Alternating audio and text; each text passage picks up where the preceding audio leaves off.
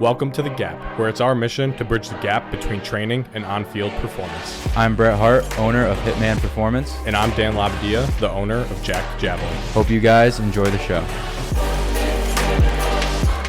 All right, Chris, welcome to The Gap. I know people have seen you on Instagram and you've kind of taken off a little bit posting on social media, especially around baseball season. I would love to hear just a little bit of an introductory background on who you are, what you've done, and where you're at now. Awesome. I appreciate you having me on, Brett. I'm a baseball guy through and through. So played in college at Kent State University, and then very shortly after I finished up my playing career, did my undergrad and master's there, both in exercise physiology. Hopped on with the Houston Astros into an intern S&C role with the rookie ball team in 2019. So did that. Got brought on full time right before the COVID year. And then spent the next several years in a handful of roles in the Astros organization. So did some work with the rookie ball team, a little bit of work with our Dominican Republic Academy, a couple of years as our strength and conditioning rehab coordinator, which was really cool. Gave me a kind of a whole new lens through which I could view training. And then my last role there was our minor league strength and conditioning coordinator. So overseeing basically AAA through the DR Academy, the S&C work that was happening at all those sites. And then LSU came calling summer of 2024, made the jump over here. So this just about to get kicked off for year two. Year one couldn't have gone much better. And so hopefully we take that same style out to the field this year and compete for another championship. Dude, I love it. And with the Astros, I wanted to ask you, this wasn't on the script, but I just thought of it. I interned at Cressy Sports Performance in Massachusetts right around the COVID time, like right around where everyone was still wearing masks, but we got to get in and there was that lockdown, like the player lockdown, and that whole big political thing was going on in the MLB. But I wanted to ask you about Jeremy Pena. Like, did you get to work with him at all? Get to see him at all? Yeah, so he spent a good deal of time in rehab in 2021. Trying to think. I want to say this was either during spring training or very early in the season. I think it was during spring training. Was diving into a base and had a wrist injury. So that was the year I got promoted into the rehab role. So did a lot of work kind of on the back end of his return to play, the last maybe month and a half or so of it. And the guy's a freak. Like the weight room is partially why he's such a damn good baseball player. And yeah, he worked his ass off that rehab, finished out the season in AAA. I had an unbelievable last month that he got to play out there. And I want to say that was the off season that Correa signed with. Yeah, it was. It was the off season that Correa signed with the Twins as a free agent. And Pena was the heir to the shortstop throne there in Houston and came in, had an unbelievable rookie season and an even better postseason. It was like ALCS MVP, World Series MVP, something like that. Can't remember exactly, but a lot of highlight plays, a lot of big time clutch hits. Guys, a unit. And the story I like to tell, I remember at some point late in his rehab, we were doing, we call them speed deadlifts. Like we were shooting at like a .9 meters per second, and he was doing 405 on a normal trap bar, so not the big high black handle trap bars. He was moving 405 at a .9 average. If that gives you an idea on the physicality of the guy. He was doing the same stuff at Cressy's. So when I interned there, that was my senior spring. I went to Springfield College, and through the exercise science department, you're required to do a 400-hour internship as your whole senior spring semester.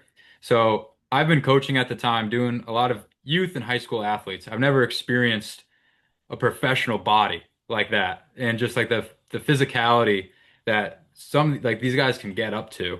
So I remember seeing him as just like a unicorn. He's running .9 flying tens. He's moving 455 plus on the trap bar like it's an open bar. And I did end up teaching him how to do a Zotman curl. And as an intern, that was the highlight of the trip where he asked me, because I was the only intern on the floor for whatever reason. And he goes, "How do I do?" It was a Zotman curl and a like kettlebell skull crusher. And I got to tell him how to do some arm farm at the end of his workout. And I thought that was a really cool experience being a 21-year-old kid. Yeah, well, you did something right because if you look at the dude's arms, they're not small. They were big regardless. I didn't do much. But Awesome. that Yeah, leads me kind of into that first question because that was for me like the biggest notice of just, all right, I started off with youth kids, high school kids. You're seeing that development age, like everyone's trying to get to college and play at another level, but that was a professional level athlete through and through. And then you going from a professional setting to the collegiate setting, been some of the biggest differences or similarities that you can see from the level of preparedness? yeah. I mean, at the professional level, it's grown men. They've got higher training ages, a more robust training history, and they look the part. If you go sit at field level at a collegiate game, I don't care if it's an SEC game or a mid-major game, and then you go sit field level at a big league game, you're going to notice the difference in size of these guys. And maybe I didn't realize it right when I got here. But after last season, I was out in California after the season, and the Astros were playing the Dodgers in LA. And so I ended up going down on the field for BP and saw some of the old folks there. And that's when it struck me that some of those guys walking around, I was like, man, this is still like a large difference from what we're working with at the college level. And a lot of these guys still have a long way to go on the physical development side of things. That being said, though, I think over the last 5 to 10 years specifically, but maybe even more recently, the last 5 years, like high schoolers are coming out more and more physically prepared than they used to be, and I think that's just a testament to the work that's done in the private space. There's a lot more access to high quality training, which really helps. Like when we've got guys stepping in the building as freshmen and physically they look like they're a junior in college, that makes my job a lot easier on the front end, getting these guys to where they need to go. That was always a big thing because I always found myself back into private sector baseball organizations like Travel League Baseball and trying to just instill that on them. Like this is a huge competitive advantage because for me, I love the weight room almost to a point where I think it was too much. Then going to play baseball is just all up top. Just forgot how to be relaxed and fluid. So I didn't have the best training system in the private sector. I think people do miss the boat on that a little bit, but that is just a low-hanging fruit just because when you get to that next level, you see it. They just move different, they just look different. And I just thought it was funny that my girlfriend is not a big baseball fan at all. And I'm a big Yankees guy, and we were at the first game of the ALCS a couple years ago when they played the Royals, and we were right at right field, so right on the bleachers.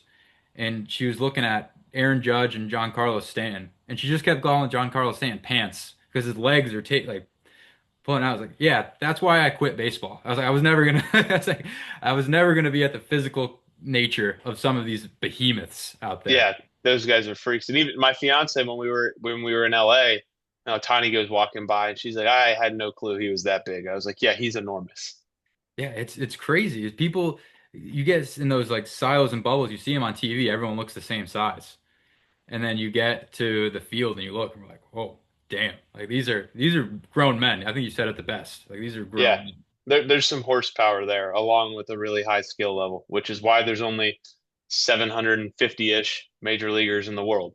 Yeah, yeah. And then with kids without lower training ages, because you're saying you're on social media now. I've been on social media. You see a lot of different things and a lot of things kids could probably get lost in the weeds about.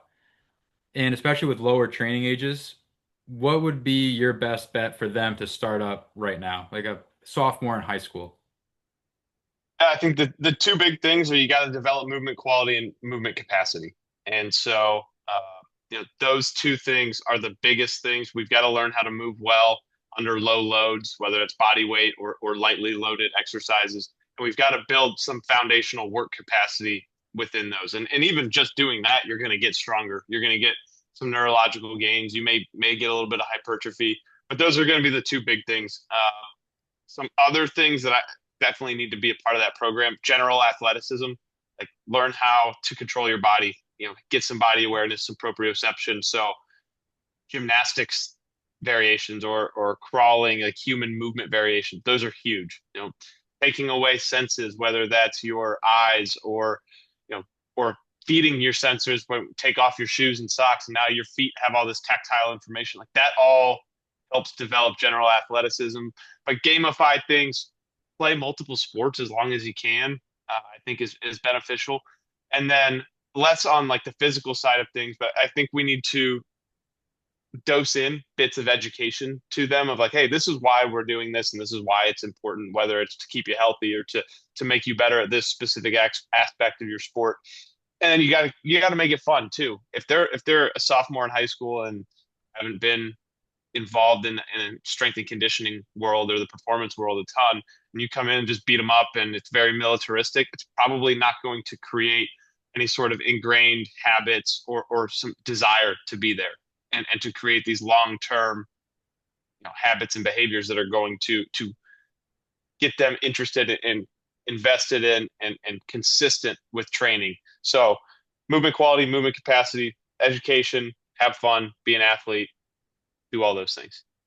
So I'm in the Northeast, and for whatever reason up here, it is a very, I mean, it's probably across the board everywhere, is the militaristic side of baseball. And it is almost like you need to, like, we're seeing facilities and organizations pop up left and right up here. It's just so many indoor things now, just more access, more funding, more availability. And I love what you said about the playing multiple sports, but these travel organizations kind of make it almost impossible not to feel like you're falling behind. Like, how can we, do we just have to keep talking about it? Like keep like promoting being an athlete? Because some of these kids just feel, even parents too, because I work in the private sector, the parents always feel That's like their kids are going to be behind. that's your issue right there. The people with the money are the ones who are being sold, along with the kids and the athletes. But when you're a parent of an athlete and you don't know any better, you want the Mhm. best for your kid, and somebody comes along and says, "Hey, you got to come play all these tournaments this summer, and then into the fall we're going to go travel and do all this." It sounds great. Oh, yeah. Well, what's the price tag? $15,000. Oh, okay. So there's a ton of profit to be made at the expense of these kids. We It promotes earlier and earlier and earlier specialization just because it squeezes out time that you can spend doing other sports. If I'm playing a travel fall ball schedule, I can't play football in the fall or take your pick on the sport. Um, it's got to be a wide cast net of conversation that really again hits the parents and the people that kind of control the decisions or the checks that are being written. But a lot of kids are specializing too soon. There's obviously a lot of overuse injuries in the youth population, and that's a driver of it. But kids also get burnt out and they get this pressure put on them. And again, they're being sold by these organizations who are getting very good at convincing you to come play. That, hey, yeah, you need to get exposure, exposure, exposure. You don't need to get exposure as a freshman in high school. You just don't. Like that's time where you should be developing your body, developing your skills, developing your general athleticism, so that by the time it becomes appropriate, whether that's into your sophomore or junior year, like if you are good enough, you're going to end up where you need to go. And I just don't see so much value in playing baseball specifically year round as a kid that's 12, 13, maybe even 14 years old. Once you start to get into those middle high school years, yeah, we can talk about specializing, but the conversation has to start with oh, giving parents the awareness that you're not falling behind. They want your money. It's the harsh reality and harsh truth. And I'm glad you said it because I've been tooting that horn for a couple years now. I was working in a baseball facility telling kids not to play fall ball, and I got reprimanded pretty hard for that just because it's money, like it's a business. But these kids go to showcases and they play fall ball. One, fall ball in the Northeast just sucks. It's cold, Yeah. windy. No one, the umpires, the coaches, the kids, and the parents never want to be there. Like no, it's a terrible energy, terrible vibe. Like not a single person, like why are we here? Not a single person wants to play a fall ball game in the Northeast. And then a lot of the kids that I tell not to play fall ball to is because lacks qualities that are going to be seen at a higher level. Like you can go to these showcases and you can say you have a snappy curveball, but your max velo is 76 miles an hour. Like, and you're throwing that 76 as hard as you can to the backstop. It's like, what is we're clearly missing something here. And I think that is what you were alluding to, is just that the early specialization, I think, kind of just hinders a lot of these kids' just athletic development. Absolutely. And again, one of these things that's being sold at this young age is exposure. And I've said this on a couple of podcasts probably, and this is a harsher reality than the fact that they're just selling you because they want their money. The harsher reality is a lot of people are trying to get exposure and they have nothing that they should be exposing because it's not good. You're just getting exposed. Hmm. And that's the harsh reality. It's a very competitive, very saturated game and market, and the recruiting world is difficult, and I understand that. But at the end of the day, if you're good enough, coaches are going to find you. And whether that's with your high school team or a travel team, if it's at the appropriate, time and place. But, when just showing up to a showcase just to be there and get the perfect game ranking next to your name, and the number that they're going to give you, like, yeah, of course, if you show up to six of those, your number is going to start to trend up over time. What do you think's going to happen? You're just feeding the machine. They're going to boost your numbers up. It's pay Yeah, to win a little bit. yeah, keep coming back. Keep coming Yeah. back. $500 a pop. Keep coming back. Yeah. With showcasing, so there's all these metrics and numbers, and the NFL has the combine and they have the 40. Baseball has the 60. And I wanted to ask you and get your opinion on if you see that phasing out a little bit or trending to shorter sprint times, because running 60 yards in a straight line to me as a baseball player doesn't happen often. I was always thought of, why don't we just test home to second? So it's actually more specific to what you're going to see in a sport, because it's very rare you're going to run 60 yards in no matter what position you play. And that is a big number, and that's a big thing for parents that have come see me. It's just, all right, how do I get my kid's 60 time down? Like, why is that such a big thing, and where do you see that going in the future for baseball? Yeah, so not only do you rarely run 60 yards in a straight line, you never will. It does not happen on a baseball field. It is an irrelevant test that is outdated, and but it's so sticky and so commonplace that people. Oh, I run a 6.5. Okay, I know what that means in my head. I can conceptualize what 6.5 means. That's different than me telling you I run a 6.32, or sorry, a 3.62 30. A lot of people don't really understand that as much. That's more relevant. Like, the only time you're going to run really 30 yards in a straight line outside of maybe a deep ball in the gap in the outfield is going to be home to first. Everything else is an acceleration or it's on a curve. So for me, I don't like the 60. Like, sure, it's going to give you an idea of top speed, but the 60 becomes a track and field event. Like, you have to train to get good at the 60. For me, a 30-yard with maybe a 10-yard split makes way more sense. It's an acceleration dominant sport. You rarely, if ever, touch your actual top speed on a baseball field. For example, with our guys, we'll run 30-yard laser times. With a couple of them in the past, I've extended that out to 40, and they'll hit a top speed PR just because they've got 10 more yards to run. But they can't do that on a baseball field. Even running home to first 30 yards in a straight line, you've got the task of I've got to touch the base. So there's a moment of deceleration there before you touch the base because you have a task to accomplish there. It's not even a straight just run through, a set of gates. But I think 30 with a 10-yard split. I think even if you think about stealing a base, I'm taking probably about a 12-foot lead, and I'm probably going to initiate my dive 10 feet before second base. So there goes 22 feet. So now I'm running 68 feet. That's 23 yards. That's an acceleration. It's an acceleration dominant sport, and that's what matters in terms of testing. Now, do we train max V? Absolutely. Do we train acceleration? Yeah, of course we do. I think if your top speed gets better and your ability to accelerate remains relatively constant, your 80%, your ability, your 80% of your max V has also now increased. Or if your max V doesn't increase, but you can get to 80% faster, you're going to cover more ground in less time. That's the goal, cover more ground in less time. So we train both of those qualities, but testing a 60 doesn't make a whole lot of sense. I like the 30. I think it's the most relevant. even going home to second, like now you're starting to run on a curve, and there's a skill element or a tactical element to that in terms of like what's the route that I'm going to take. And some kids haven't ever been taught how to run around first base to second base in the most efficient way possible. And so for me, like if you're just going to test raw output, 30-yard sprint, 10-yard split, if you've got the resources to make that happen too.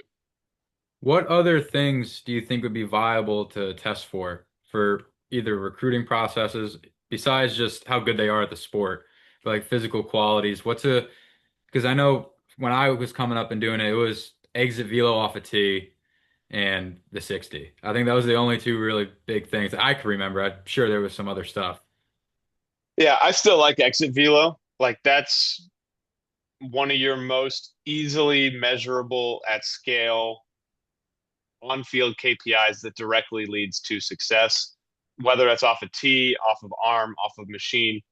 As you start to increase velocity and add more variables, you're probably going to need a bigger sample size to actually see like what this kid's raw output is. That's why off a tee is kind of nice because within 10 swings, you're probably pretty close to seeing what your max is, or even off flips, probably within 10 swings is going to be pretty close.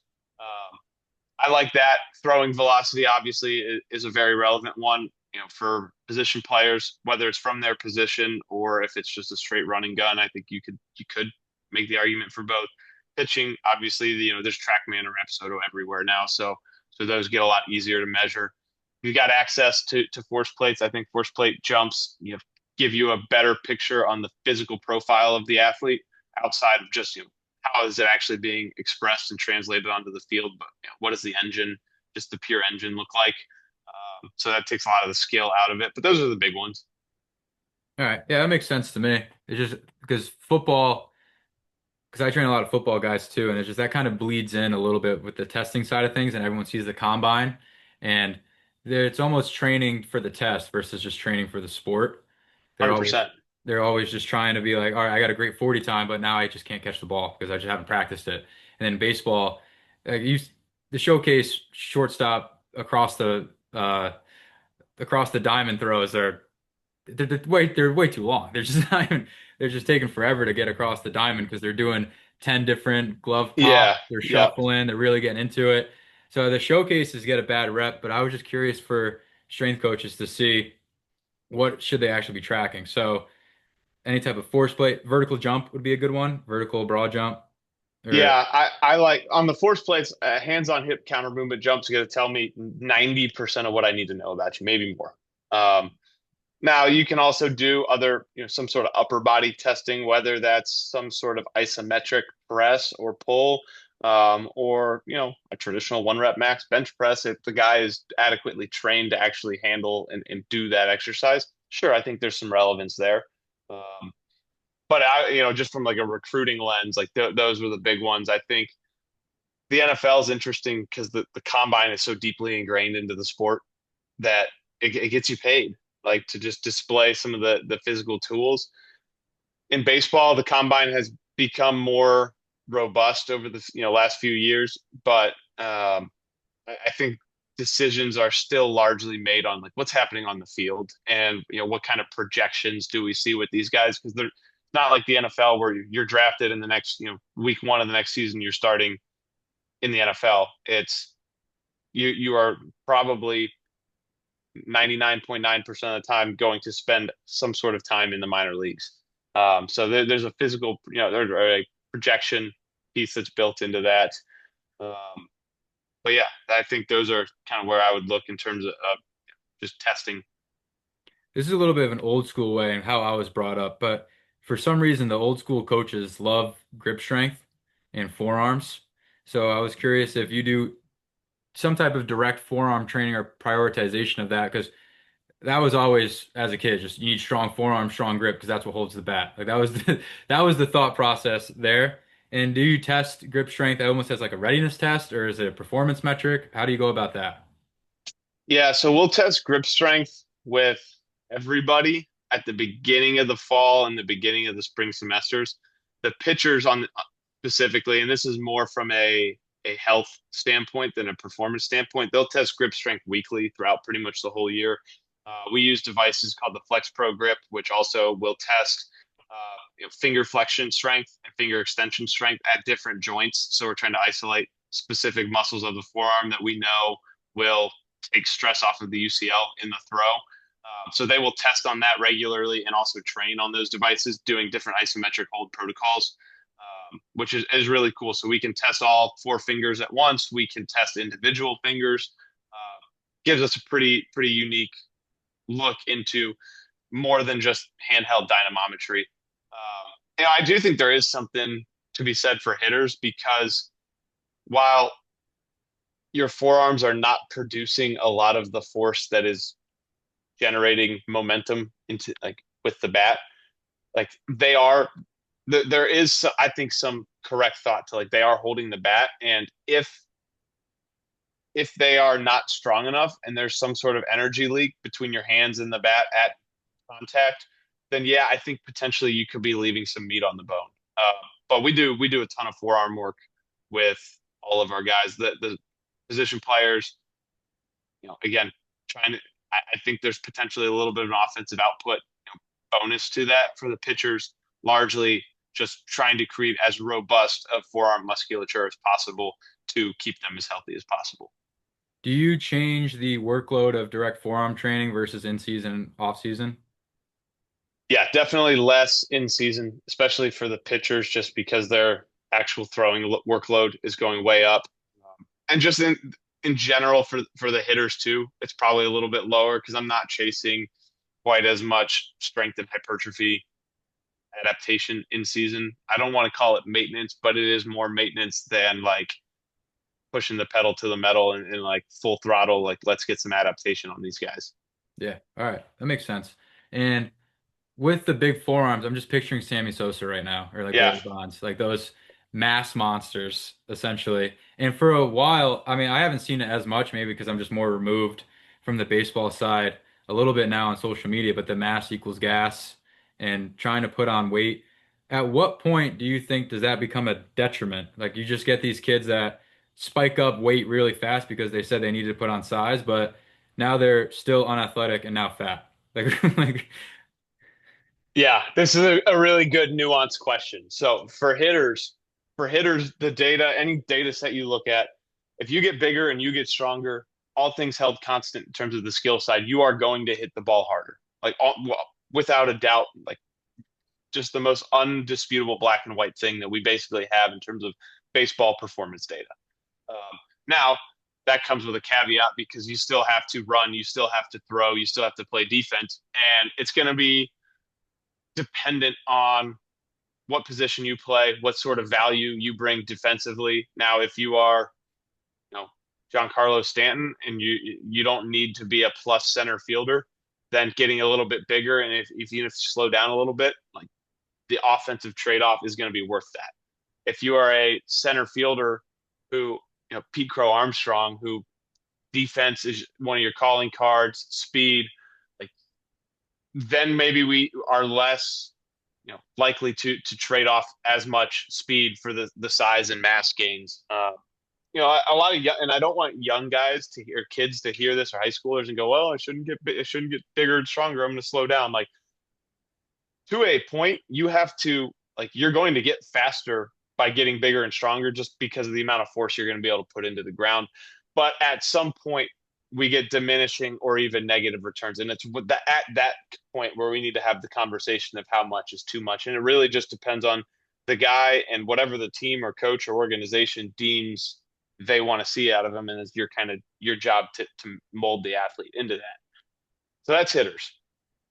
Pitchers is very much more gray area. Depending on what data set you look at or who you talk to, some people might tell you their strongest correlator to fastball velocity is concentric impulse. Some might tell you it's peak power.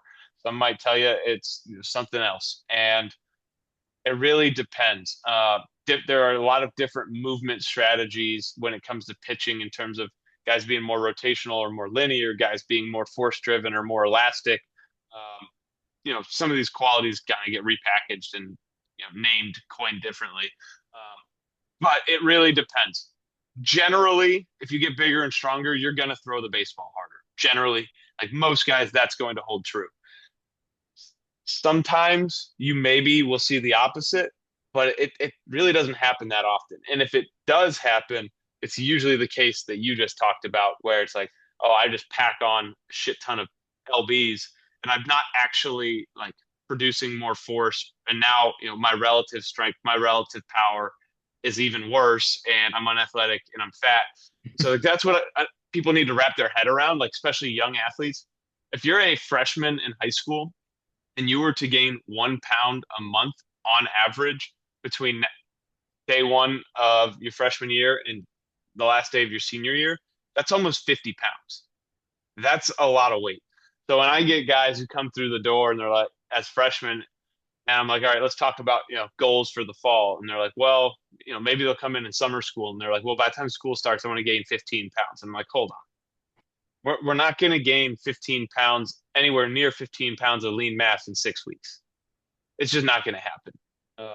So you kind of got to reframe it and zoom out a little for them and go, you're, starting as a freshman, even if you gain 2 pounds a month on average, which is still not that much. But now we're going slow enough where we're actually adding lean tissue and not just a bunch of excess fat mass. Even that is going to gain you almost 15 pounds before opening day.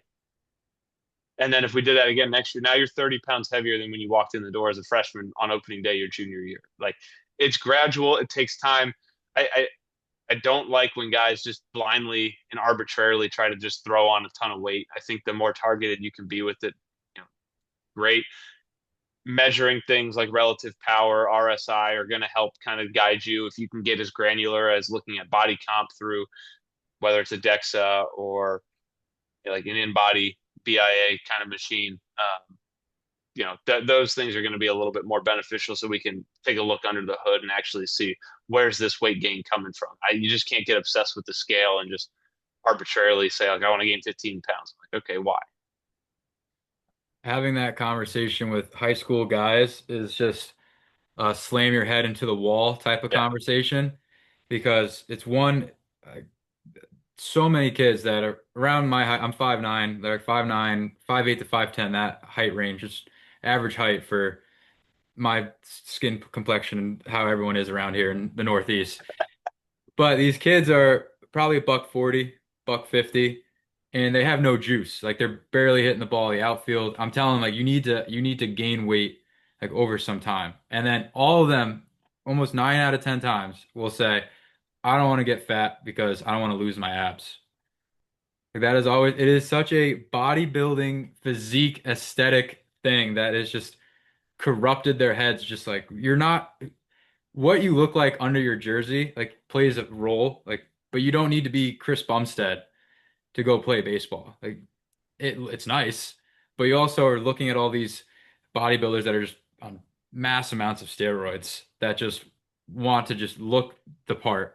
But how do you go about that conversation? I don't know if you've ever had kids that come in just being like, I don't want to get fat because I don't want to lose like my aesthetic. Yeah, well, I think when you talk about a weight gain or weight loss situation with any athlete, because sometimes it's the opposite, where they are like, oh, I want to lose weight and lean out. And I'm like, okay, well, the first question is always why. I Hmm. need to know where your head's at. Like, why are you coming to me with this thought or request? And like, yeah, I don't want to get fat. Okay, then we need to gain weight the correct way, and you won't lose your abs if that's what you're worried about. But even if you do, like, are you worried about that, or are you worried about playing high level baseball? Like, those are two different. Those two, you know, they don't have to be independent of one another, but one should take priority over the other. And if they both happen, great. Same thing with guys who are like, oh, I want to lose weight. Maybe they're like 17% body fat, which is perfectly fine for most baseball players. Or maybe they're even like 16% at, a pretty decent weight. And they're like, oh, I want to lose weight and get down. And now they're just spitting out body fat percentage numbers at me. And I'm like, no, like, this has to be performance minded. Anytime we're talking about this. Now, some kids is glaringly obvious. If you're 5'10", 140 pounds, yeah, you have to gain weight. You have to get stronger, or your career is going to come to an end sooner rather than later. That's like totally fine by me. It's not me to make that decision for you. But if you're saying you want to play baseball and you're paying me to train you to play baseball, This has to happen. There's no questions about it, and this is how we're going to do that. But those conversations always start with why, and then they always come back to what aspect of performance are we looking to impact through this weight gain or weight loss? I really hope any ex-baseball players I trained are listening to this podcast right now because trying to it's tough. It is a tough conversation to have, and I think me when I was being like a younger strength coach, not really having the confidence to frame it that way or to have that conviction of being like it needs to be performance based. Like you need to at a certain point, what's the priority? Like what are you trying to prioritize? Like looking good on the beach for Instagram, or are you trying to hit balls far and throw balls hard? Like that, I think is a very big question to ask a high school athlete too. I think it's a loaded question because now you're trying to get into almost like their priorities and like what everyone says they want to play Division I baseball. That's it. Like every kid you ask, I want to play D1 until you realize how hard it is to get to that Division I level, like what's actually required for you. And I think that is a really good note to these kids that need to hear it and just write it down is just, is this really what you want to do? Yeah, and I have the same conversation with our guys. Our guys are all supremely talented. You don't get to LSU if you don't have talent. Great. Okay, if I ask you who wants to be a professional player, every hand in the room is going to go up. If I ask you who wants to be a big leaguer, every hand in the room is going to go up. And I'll go, okay, well, statistically speaking, we might have a couple of big leaguers in this room, maybe. So 30 of you are wrong or lying to me and or yourself. And that's where we start to like dig into like what do you actually want with your life? What do you actually want with your career? And are you just saying you want this because you're good at it and this is just kind of what you know and you don't know anything else in life? And that's one thing. Or do you really not care, but you think I want you to say that you want to be a professional athlete?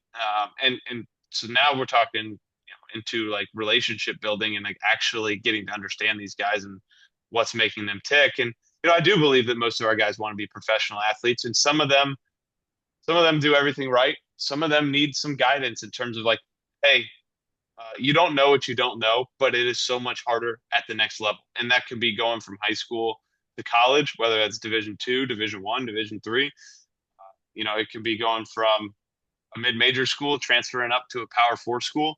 It could be, jumping into pro ball. Like every time you raise a level of competition, the gap between the best and the worst players shrinks. And so like the gap between the best and the worst big leaguers isn't that big relative to, in high school, if you're the best player out there and you're a top 50 recruit, like you're dominating those kids. And for the vast majority of professional players, it's not like that. And everybody's good. So now you've got to talk about priorities and habits and behaviors and how are you actually going to differentiate yourself? Because I looked this up not too long ago, like 400 and I don't know, call it 450,000 high school baseball players.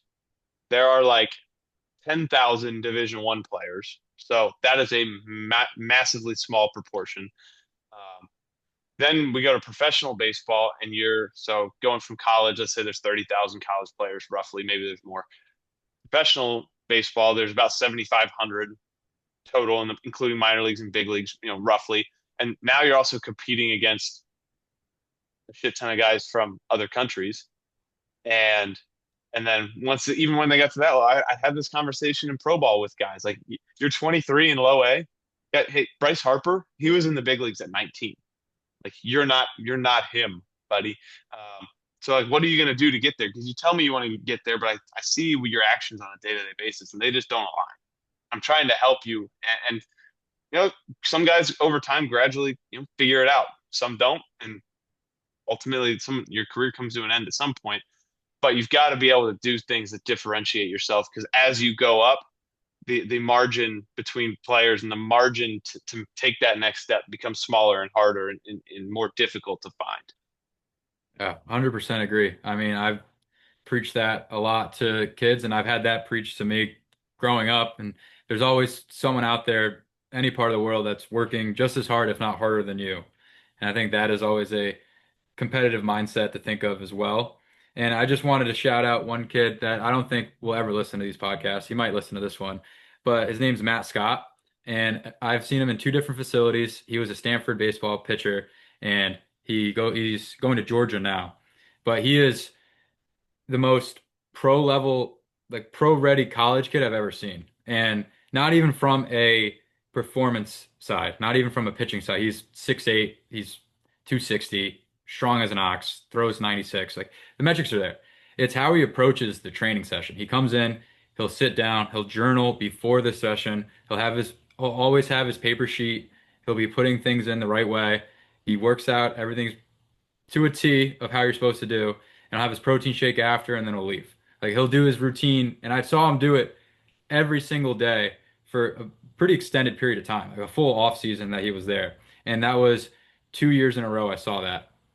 Like here's a kid that was still in college, but he's approaching it like a professional level. And I literally stopped a session one time. I was like, just watch, like him just getting ready for the session. A lot of kids do the lazy walk in or Oh yeah, the head down. I tell kids that's my biggest pet peeve. If you're late or you're right on time, like at least like have a little urgency to get into the weight room. Like don't walk, like have your shoes on yeah, at least.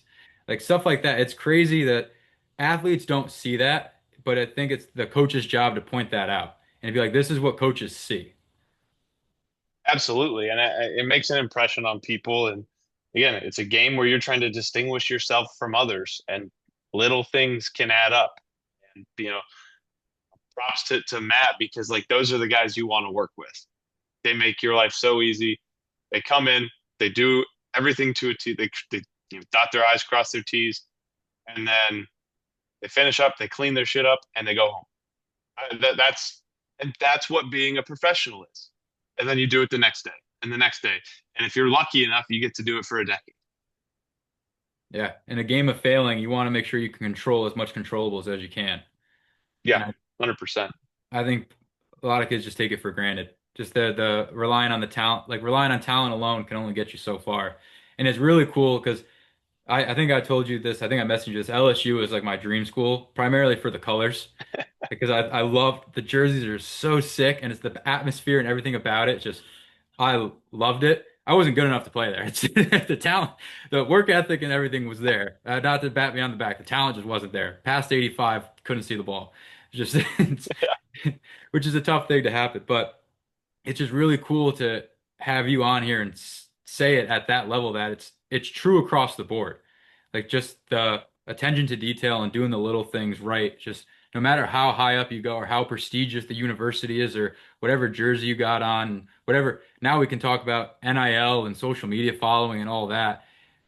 All that stuff doesn't really matter. It's all the stuff that no one really gives a shit about or the highlights or the stuff you see on social media. That stuff is cool to see, but it's not what's going to take you to the next level. No, and even as cool as it is here, or at any pick a Power Four school or wherever, and yeah, maybe you got some social media, maybe you got some NIL money. Compare that to the big leagues. Like it's a different animal. Now to get to the big leagues, you got to go through the minor leagues, and that's a grind, and that can be a lonely life. But the rewards on the other side of it are pretty big. And there's always more that can be accomplished and that can be reached. And that's where, again, like I say, like high school, college athletes don't know what they don't know. And so our job, I think, partially as coaches is trying to, especially to the ones who are willing to listen and learn and, keep an open mind about that and hear it for what it is and go, oh, maybe I do need to do something different.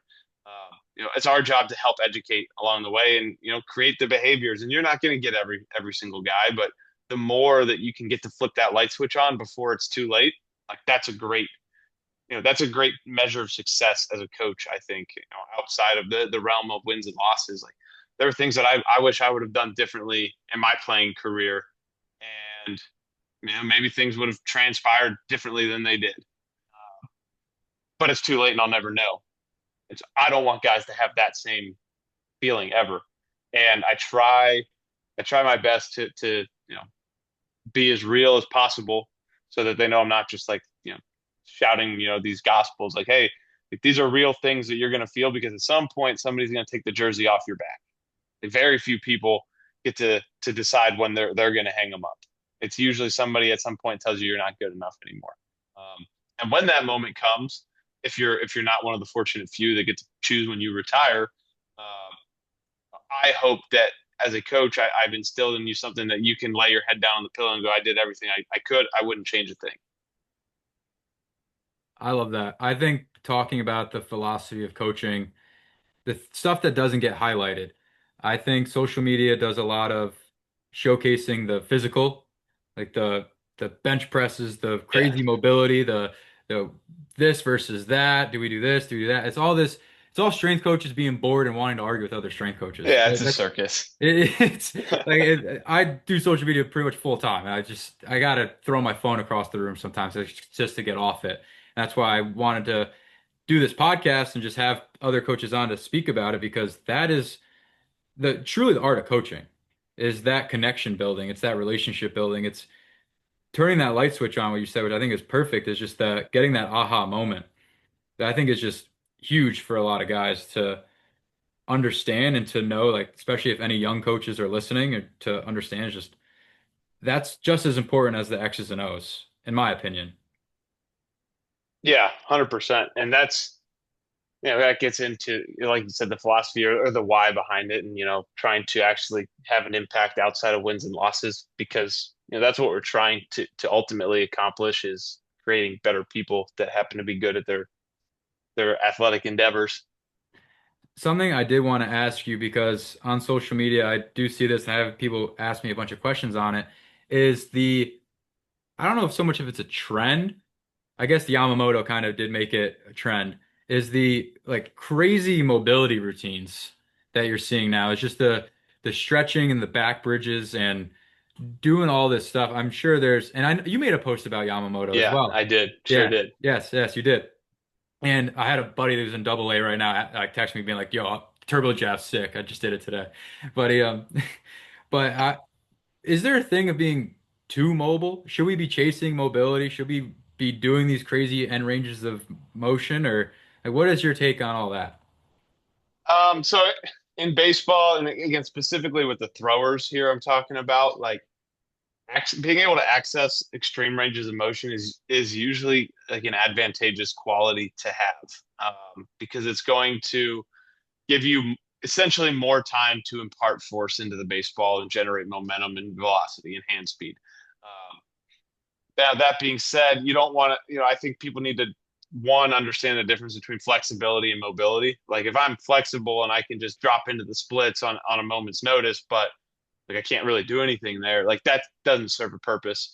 But you know, if I can get into a really lengthened position with my groins, and this is just a weird example that I'm running with now, and then contract and get myself up out of it, like that's different. Like, being mobile, by definition means being able to control it. And so I think having the control in those end ranges is good. And I think a lot of the stuff that Yamamoto does is actually really high level. And I hope that was part of the takeaway from that post that I had. If anybody saw it, was like, this stuff is good and should be, to a degree, in your training. But at the same time, we also have to train qualities like elasticity, rate of force development, pure true force production, strength, hypertrophy. Those have to be part of your program, but a good program should integrate being able to move the body through a wide variety of ranges of motion, through a lot of degrees of freedom, and being able to control and coordinate that as well. So I think a lot of that stuff is really great. I also think with the Yamamoto case, for every Yamamoto that makes it to the big leagues and has a ton of success, how many Japanese pitchers trained like that and never made it? I'd be willing to bet it's a lot. And so there's some survivorship bias when looking at his case, but I do think there are elements of that. Like, I'm a fan of being able to create force in as big of a range of motion as possible. That is the caveat, though. You got to be able to, like, produce force and control it. Now, you're not going to produce as much force in an end range as you are in a mid range of any motor pattern or whatever. But so I think chasing mobility, if we're controlling it, or if we're opening ranges of motion and then learning to control it, can be good. And there are a lot of different schools of thought when it comes to that, on how we accomplish that. You can go down the FRC route, where it's like, oh, isometrics are transferable plus or minus 15 degrees, and we do our pails rails to open up range of motion, and then create contractions within them. I think there's some usefulness to that system. Now, is it the end all be all? No.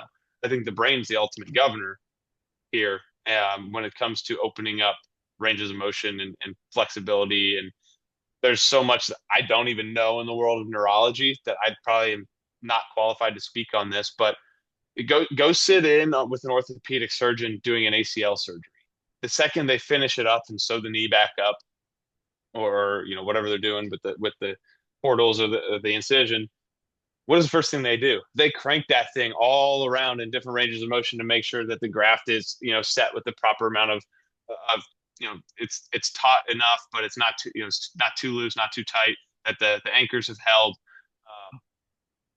The second you wake up from surgery, you can't do any of that because the brain shuts it down. It's the brain. The brain is the governor on a lot of this kind of stuff. And again, a lot I need to learn in the world of neurology. I know you've had Dan Fichter on, and I got the opportunity to meet him and chat with him a little bit at a conference this summer, and like guys like him, and the work they do, the extreme isometrics. Like extreme isometrics are a way to gain range of motion. Your brain, you're basically teaching your brain to coordinate muscle contractions in lengthened deep positions, but also you're telling your brain over enough period of time you get a little bit of a relaxation signal and say, hey, I'm safe here, I'm okay to be here. So a lot goes into that. I think we should be generally chasing the ability to move our body and stay mobile through the lifespan of our athletic career. Just because we're getting older doesn't mean we should be getting tight per se. Like obviously, Father Time's not working for us, but that's where that quality movement, mobility work, you could just call a blanket term, mobility work, comes into the programming. That neurology piece could be a whole 3 hour long Oh yeah, episode. That would it's probably still only scrape the surface. yeah, I'm not qualified to go that deep into it too, unfortunately. And that's something I've been, exploring more of this year because ultimately, like, brain's trying to keep you alive, and how are we going to use that to help drive some of the adaptations that we're going for? It's very cool. It's very cool to see, and something to allude to because I just had hip surgery and I just went to my like 4 week post-op. I had 2 week, then 4 week, and then I'm gonna do another 4 weeks now. But to your point of being like, you can't do that because your brain's shutting you off. They're moving you in all different directions, but you don't think it's safe. I got on the table. I've been limiting motion as much as I can, and as soon as I lay on the table, he just cranked my hip into IR, and I was, oh shit, like you could do that? Like Yeah, I was being so cautious, and that kind of just told my brain, all right, I can move it. Like it's not, it's clearly it has more range of motion than I was thinking of. And that was the day I was actually able to do a split squat ISO. Not not to depth, not but it gave me that trust and that feedback of being like, all right, if my doctor just said I can start doing this stuff and it gives me that green light, then it kind of just told my brain that it's not so much anything physiologically changed. Like nothing physically happened at the hit. It's my brain got a clear path of being able to say, all right, I can actually access these ranges of motion now and not have to worry about it. It's really fascinating, really cool talking to Dan Fichter. Dr. Jared Burton was a really cool one to talk to as well because I don't know if you follow him, oh yeah, I know but some of his work, yeah, but I'm familiar with it. I wouldn't say I know it because again, that goes over my head. it goes over my dude. It's his Achilles rehab on his own without surgery is mind blowing to me as well.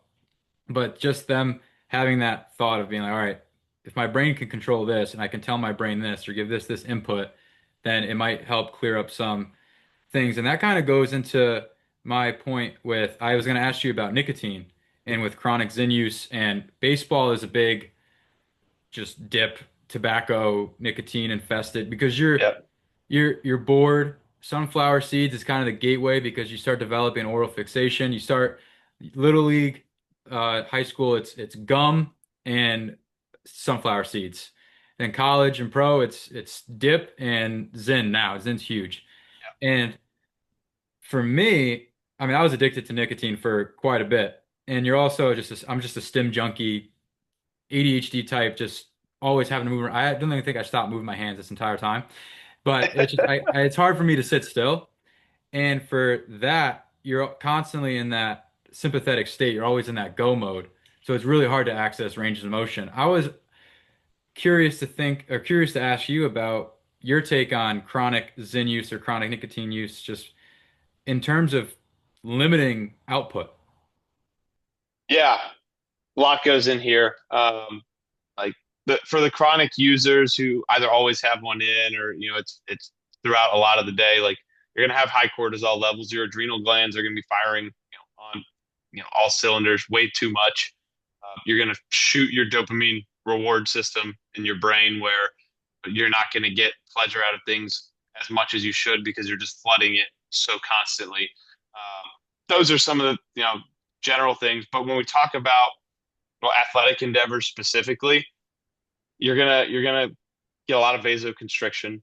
So less blood flow getting into the tissue that it needs to get into. I think this is big. And Cressy, I interned there in 2018. I don't know, I didn't touch on that earlier, but I was at the Mass location in summer of 18. Oh And shit, there we go. That's pretty sick. one of the things I remember him saying there, and this was, again, 8 years ago, and he's like, I don't have any data on this, but anecdotally, two of the guys that I've worked with who are chronically injured, whether it's big injuries or just minor things, are they're both big dip users, and uh, both of those guys convinced them to slowly wean off and quit, and things kind of cleaned up for them. So very anecdotal case study kind of thing, but you're getting that high vasoconstriction. Uh, Less blood flow is getting to the tissue. So when you are training, you probably getting less recovery. When you are competing in a dense schedule like baseball, you're probably not recovering as well day to day because of you're flooding with cortisol. You're probably not sleeping quite as well. Even if you think you are, probably could be better. This is something I heard back on the Huberman podcast when he did one on nicotine a little while ago, and I might misword this a little bit, but essentially, I think there are some studies that show that nicotine use essentially slows neuromuscular transmission and the speed at which you're able to contract and coordinate muscle contractions. So when you actively have one in when you're training or you're playing, you're probably down regulating the output that you're getting, like you touched on there. And then another one that I think is sneaky, especially for a lot of high school, college age kids, when it comes to those guys who are saying like, oh, I want to gain weight, I want to gain mass, it's a big appetite suppressant. Like it makes it harder to eat as much. And if so, you're talking about high levels of cortisol, a lot of vasoconstriction, and my appetite's suppressed, and I'm wondering why it's tough to gain weight. I bet if you could get yourself off of it and not really, consciously make any other massive changes, weight gain might come a little bit easier to you. Now, on the flip side of that, everyone now is hearing about all the nootropic benefits and maybe some of the I guess you call it anti-aging effects with like the myelin sheath in the brain and the nerves, and being able to kind of protect the myelin sheath there, and it's got nootropic effects, and that's for very acute use on the nootropic side. That's not for chronic use.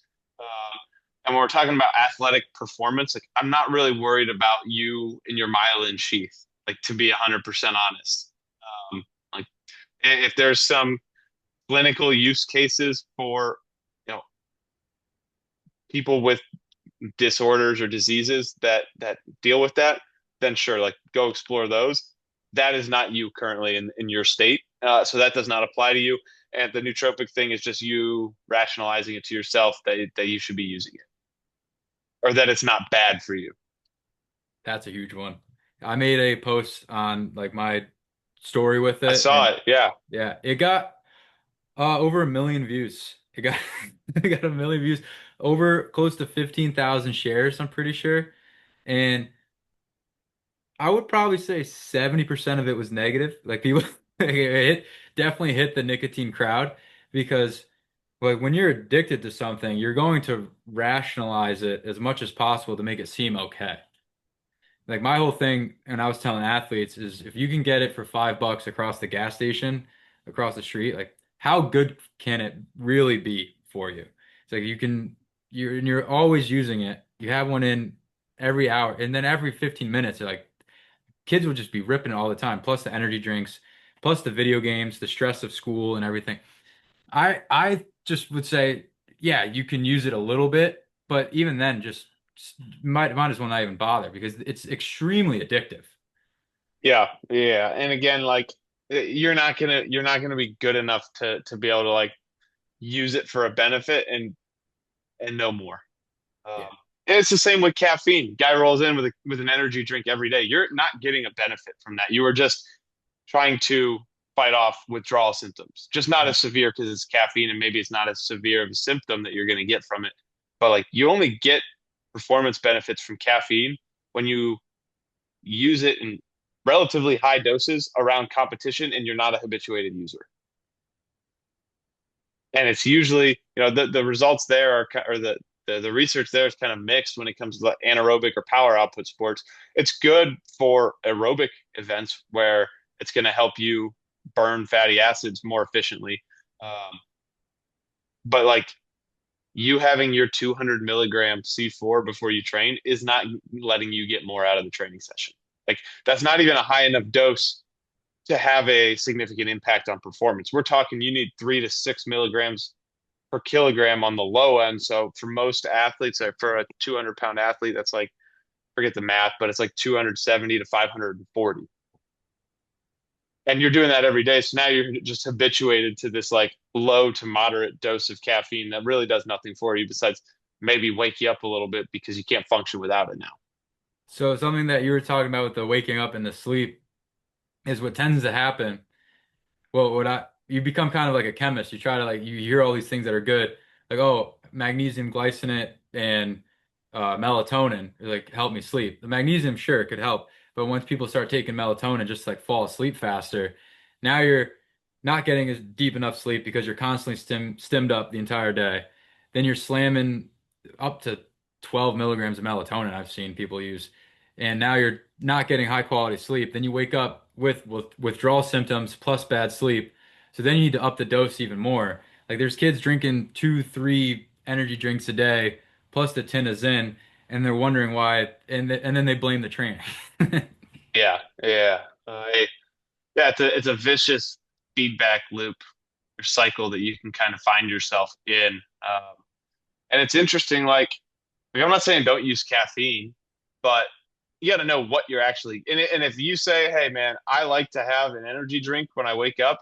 I have one a day, and it's 300 milligrams of caffeine." Honestly, if you do that in the morning, it's really not going to impact you that much. Like you're not going to have any negative side effects from that. But if you are having three to get through the day, okay, we need to have a conversation about what's going on. But even if you look in the literature, like 3 to 600 milligrams of caffeine per day is generally classified as a moderate user. And what a lot of people don't understand is like if I go get a large iced coffee from Dunkin', there's 390 milligrams of caffeine in that. At least that's what's on the website, like 394 or something like that. Uh, and so like caffeine is not evil, but most people think they get more out of it than they actually do. And it can become evil when you become extremely dependent on it. And exactly in those cases that you just described. Yeah, there's definitely a lot to what Cressy was saying with like his anecdotal thing because when I was well, I mean, clearly I'm not training as much as I would like to now, but I'm curious because I always run the test subjects on myself personally. But when I was chronic Zen use with the caffeine and everything, it was almost I could almost put it on the calendar when I was gonna get hurt. Like it was up to that point where just nothing, no training stimulus changes. The training could stay the exact same, but it's probably around like the 4 to 6 week mark. I can pin it, being like something's gonna give this day. It's like the body just can't handle it. And that was me not even being a high level collegiate athlete. Like there was no external stress on me. It was just training for the sake of training and posting on Instagram. Like there was no big end goal for me. It was just I enjoyed training, I'm training, and then 4 to 6 weeks I gotta hit like a truck. Yeah. Since you quit, have you noticed, I think this would be good to hear for people who maybe didn't see your post, but have you noticed a a difference just in how you operate day to day? 1000%. 1000%. So for me, I'm like I was saying before, the very high strung, like need to go type person. And when I'm on, I'm on. And so the goal for that was to, when I don't need to be on, I can turn off and then rest and relax. I never really had that problem. And I would need to take some sleepy time tea, melatonin at night, the THC, that is pretty rampant in all sports. Yeah. And I That's think a whole nother conversation that if you want to go down it, I will, but way worse for your sleep than people think. I would love to talk about that because that was it's something I've tried fucking everything that you can get legally. Like, Yeah.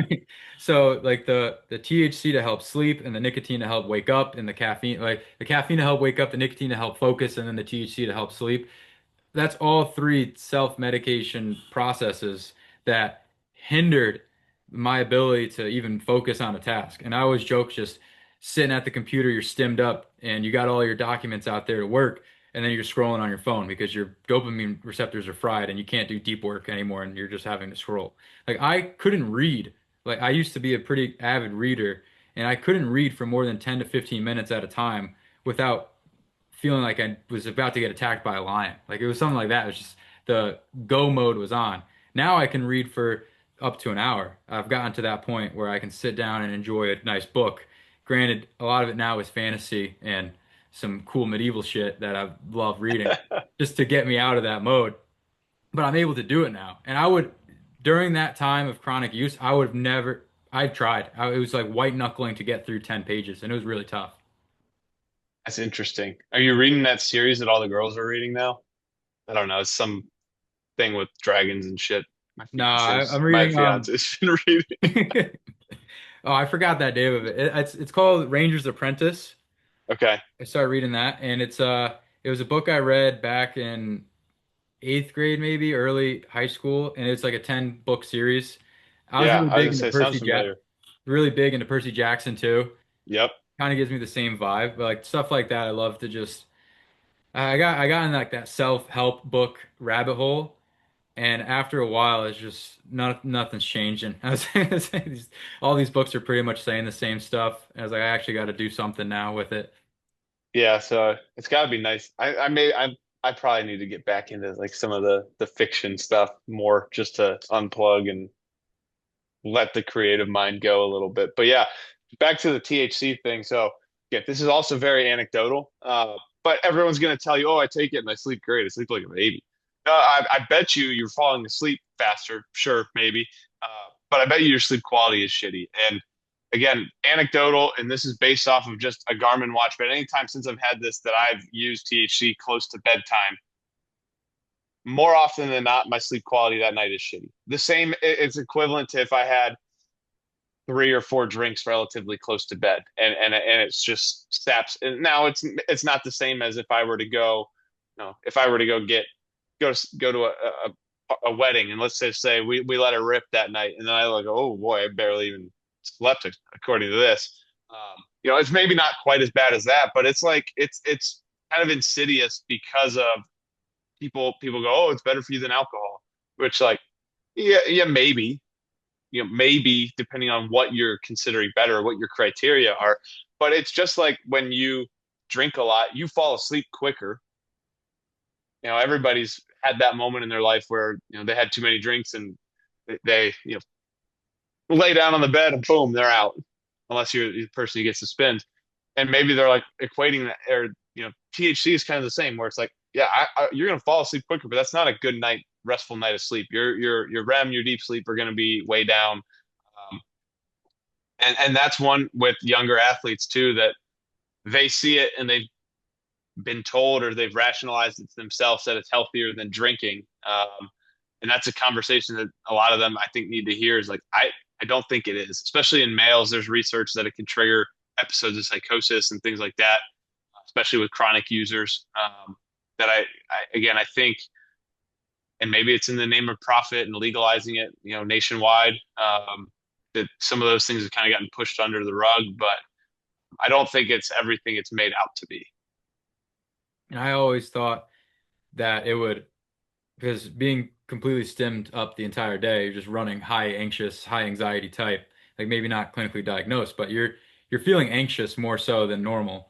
So you take the THC to help calm that down, help sleep, but then it's actually just the complete opposite. You actually get more anxious the next day. So you're always constantly having to up the dose because with the THC calming you down, yeah, sure, you might feel short-term relief from that anxiety moment, but then as soon as you have to rebound back, it's always going to be a huge rebound that where you're going to be even at a heightened state. And that's why the people that are chronic THC users or smokers, they're the wake and bakes, the wake up and having to smoke. Like I need to do this. It's just like, dude, you're addicted. There are people saying weed's not addictive.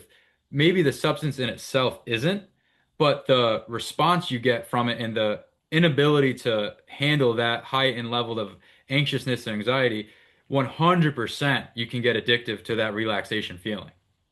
Right. And like you talked about the oral fixation or just the behavior, the fixation on the behavior where it becomes kind of part of what you do. Yeah, I agree 100%. Yeah, I think that was always the argument with the THC. It's like, oh, it's not addictive. Like I can quit anytime. It's like, dude, you've done it every day since I've known you. I was like, what do you? I had a buddy that I had to tell him about. It's like you're clearly addicted. I was like, we had to have a conversation. It's like you feel like shit all the time. And I was like, I don't know what else I need to tell you. It's like, but it's definitely this. Yeah, yeah. Well, a little bit of a tangent there, but um, yeah, I don't know. It's one of those things where the power of social media and the information that these guys can get across the board, like there's a lot of access to information out there. This is kind of circling this whole thing back now, and I don't necessarily mean to do this, but like it's our job as coaches to help them filter that because they're seeing Mhm. so much. I had an athlete, I swear to God, this this year or last year asked me, I heard it's bad for your stomach if you drink cold water. I said, what? I was like, you could not possibly be seriously asking me that as if you should stop drinking cold water when I know you go drink Coors Lights on the weekends. Like, why is this even a thought for you that this is like going to benefit your health? Yep. And so it's stuff from as crazy and extreme as that to the overload of training information that these guys get on a daily basis. It's like we got to help be the filter. Yeah, I think it's important to talk about these things, and I feel like the strength, the I listen to a lot of strength coach podcasts, and a lot of them are about the sets, reps, philosophy, like the why behind what you do, and that's important to know. But we also need to understand a lot of us are working with adolescent teenagers and or just guys growing up through high school, college, around that time. That's peak party time. Like it's you're not drinking as much as you did in college any rest of your life. Like No, most people. Yeah, most people. So I think it's important for us to talk about the stuff that's pretty accessible for a lot of these kids just to understand of like, all right, what it's going back to the why am I doing this? Like why do I need to lose weight? Why do I need to do this? Why do I need that? Like why do you need THC to sleep? Why do you need nicotine to function? Why do you need an energy drink to wake up?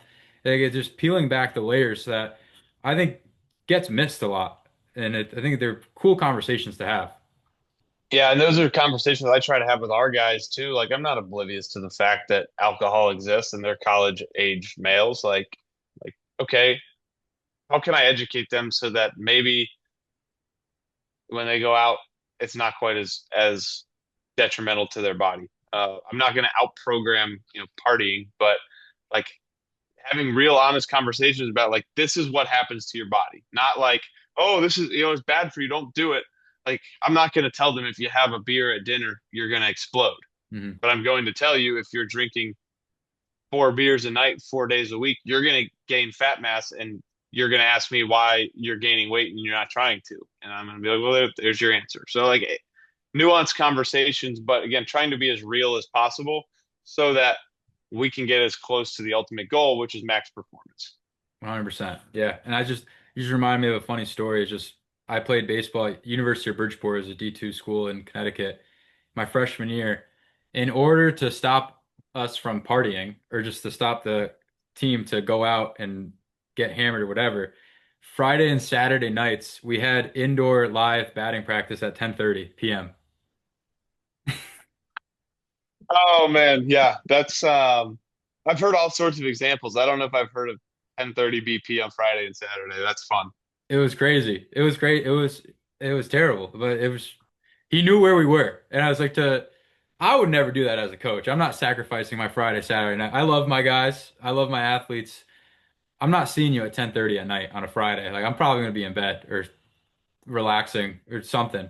But I thought that was just a hilarious moment. I don't think I've never talked to a coach or any other program that has ever done that. But I just wanted to make sure I told you that because I knew you were going to find some type of enjoyment. Yeah, it's usually the flip side, just scheduling something earlier on the next days. We had 6 a.m. bullpens throughout the week, and then the Friday, Saturday nights. That's conducive to performance and recovery. And then this will be the last question. We're going to try to bring it back to a little bit of the performance side because I do get asked about this as well. And in my opinion, I'm kind of back and forth on this too as a coach. And you had a take on a recent podcast I listened to. I forgot who it was, but it was about the aerobic system. It was about Yep. training the aerobic system and how we go about doing this. Baseball is notorious for running poles, and it was always just pitchers do long distance. Then for a time, it was kill long distance.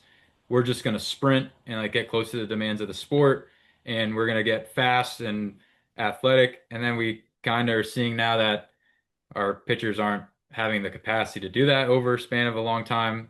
Like, talk a little bit about that and how you go about training just the endurance section of an athlete.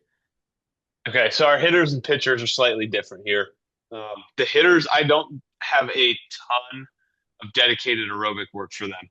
And the reason is our practices are relatively dense and they're, decently long. So if they're out there for an hour and a half, 2 hours of like actual on-field work, like they're getting plenty of an aerobic stimulus from that. Now, in times where we aren't doing team practices, maybe it's over winter break as part of the packet I'll send them home with, or some of the summer training.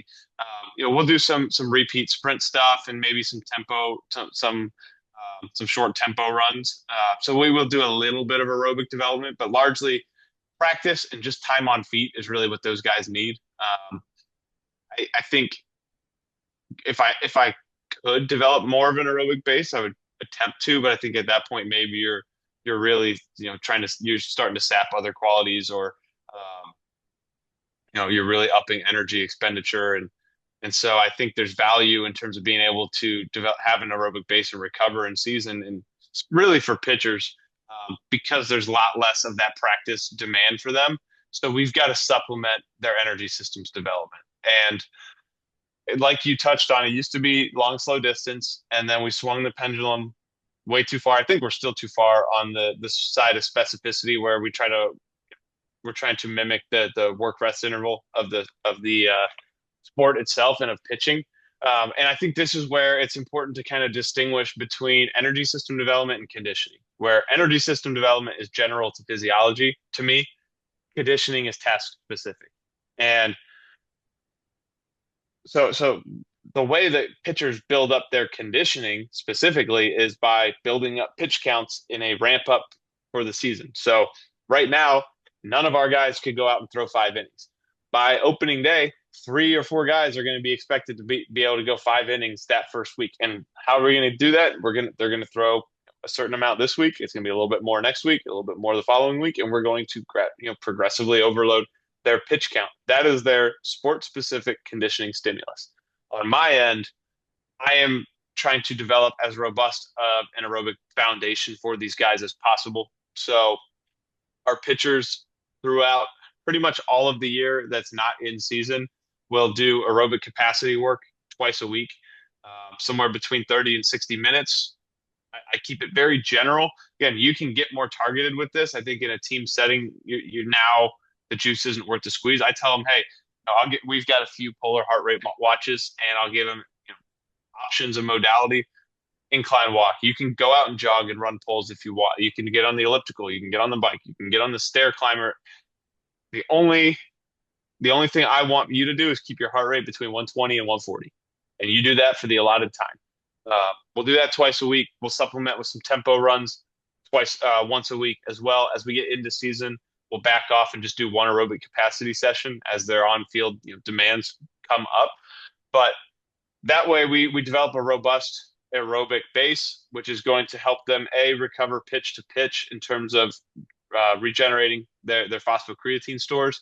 You need a robust aerobic system to do that, and then you train your body's efficiency at doing that by training pitching under the conditions at which you're going to pitch. So probably under some sort of pitch clock. Then on a day-to-day basis, as we get throughout the season, that aerobic base is going to help you recover better, whether it's between starts or if you're a reliever between outings. And we're going to continue to do at least one of those sessions with some tempo run work every single week, the entire season, and then we'll up the work. There's more of it in the early off season, a little bit less of it in the late off season, less of it in season, and then we repeat. It's relatively simple, but I think and our guys sprint twice a week. Our pitchers sprint twice a week year round. That's a non-negotiable, so we are not missing out on that part of their training. I think one of the things when it comes to aerobic training with explosive or team sport, not team sport, but athletes who compete in explosive bouts is like, oh, now we're going to get competing effects or some interference effects, excuse me, between our aerobic training and everything else. And I can tell you that is a lazy cop-out answer for saying that we don't want to do it. This is not marathon training where we're running 70 miles a week or 50 miles a week. We're talking about an hour to 2 hours of dedicated aerobic capacity work, somewhere between probably 16 and 24 minutes of tempo runs, plus whatever the sport demands of them. So not enough volume of aerobic work to get any sort of interference effect is what I have found with our guys, as long as you're still training speed, power, strength, all those qualities as well, which you probably are if you're having this conversation. That makes sense to me. Yeah, it was always a big debate with the baseball world. And honestly, when I was starting to come up and learn about it and was working with pitchers, some guys just like to run polls. So yeah, we have all these coaches saying don't do them, and I talk to these like our ace or number two guy. He's like, I just like doing them. He's like, it's just relaxing. Like I can't tell him not to do it. He's like, I like how you give the options or different type of modalities with it as well. Yeah, it's the boring work. Like there's nothing really fun about doing that style of aerobic work. And I know some people have glorified like mobility circuits for aerobic capacity, but for me, even that is it's a little bit undulating and intensity is not a true Mhm. capacity workout. And again, better than nothing. Um, but it takes a different type of discipline to do a treadmill incline walk for 45 minutes than it does to get under a heavy bar and squat it 3 times. And so if I can increase compliance and buy-in by giving them the option to pick their modality, then why wouldn't I? So I sometimes I've had a couple guys who are like, I'm just going to go run around campus. I'm like, all right, just come back in 30 minutes. And I give them a watch and tell them to monitor their heart rate. And usually most of them are at a point where they don't even need the watches. They can kind of gauge the intensity pretty easily now, to a point where they don't have to wear it if they choose not to. And that's a great place to be because they can pop in after their bullpen. Hey, what do I got? You steady state, 45 minutes. Okay, boom. I'm up there. I'm on the bike, or maybe they split it up: bike for 10 minutes or 15 minutes, treadmill for 15 minutes, elliptical for 15 minutes. Great. I love it. That's great. I think a lot of people would like to hear that. I mean, it is boring, but I do think building that endurance section, because I remember taking through some guys through just the warm up. And are you familiar with Tony Holler at all? Yeah. Oh yeah. Yeah, with like the feed the cats system. I do a very like Tony Holler X Factor type warm up. Like I really like it. I like getting different jump stimulus and all different movement capacities in it. And then I remember taking these guys through it. I see them work out, but they're kind of in and out, whatever. And they're just cooked, they're gassed. And it's a 10-minute warm up. And so that's what I always thought was funny. It's just I think they're just out of shape. Like they're baseball shape and then just overall globally in shape. Like they're able to play their sport, but the engine just that isn't there. Right. And again, it's time consuming, this capacity work, and we keep coming back to kind of it's boring, it's time consuming. That's the biggest knock on it. And I'm not going to deny that, but people will then turn to research and say, oh, well, hit training has greater improvements for VO2 max than aerobic capacity. And if you look out over a long enough time horizon, those VO2 improvements from hit training, they plateau very, very quickly after, roughly eight, maybe 12 weeks, where aerobic capacity is going to outperform it in the long term.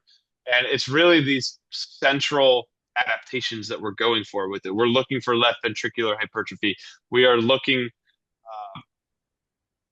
for bigger stroke volume. We're looking, and peripherally, we're looking for capillary density. And these are things that you cannot just get by shortcutting it with hit training for 15 minutes a couple times a week. Like, these are adaptations, not just the efficiency at turning over the byproducts and increasing your VO2 max, but like actually the underlying changes to the structures in the body that are going to allow for some of these, longer term changes that we want to happen. Like, you can't skip these steps and do it right. Yeah. I mean, I personally love the zone 2 work. Like, I'm on the bike. Well, now with my hip, just trying to get motion in, I gotta have an excuse to go on it every single day. Like, I've done 45 to an hour every day over the past week and a half since I've been cleared to do it. I think it's a good time for just to watch some shows. Put the phone up, like, just watch. If you're gonna be on your phone, like the Atomic Habits, the habit stacking, you want to pair a good habit with a bad habit. Just get on the bike, put your phone up, and watch the Gap podcast for like a little bit over an hour. Perfect. Perfect. Chris, this has been a great talk. Just to close this up, because we are, out of time. Pretty much well over the time limit. It's just, you get lost in it sometimes. Where can people find you, and what are your handles? Where are you most active? And if people have questions, feel free to reach out, or what do you got going on there? Yeah, most active on Instagram, probably at Chris Martin 32, or on X at Chris Martin LSU. Try to be relatively active on both post stuff that's going to be beneficial to the baseball world, to the performance world. Love interacting with people, so shoot me a message on either. I try to get back to people in a reasonable amount of time when the job, my day job doesn't pull me away too much. But yeah, those are the places to reach me, see any of my content. I've been a little bit lackadaisical over the last month with it. I recognize that. We'll probably hopefully try to put some more content out soon, but it's been a good little break per se. It's good to have sometimes. Yeah. Well, Chris, thank you so much for coming on, taking the time to talk with me about a whole bunch of shit, but hopefully the listeners got something out of it, and see you guys next time. Awesome. Thanks, Brett. Thanks for tuning in. And if you enjoyed it, please leave a 5-star rating and review and share the show, because the only way that this show grows is if you like it, share it, and tell your friends and family about it. New episode every Monday.